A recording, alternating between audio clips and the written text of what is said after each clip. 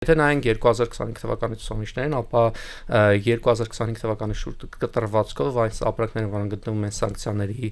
մեջ, կազմել են մոտավորապես 450 միլիոն դոլարի ապրանքների մասին են խոսում, որոնց առաջին հերթին կոնյակ եւ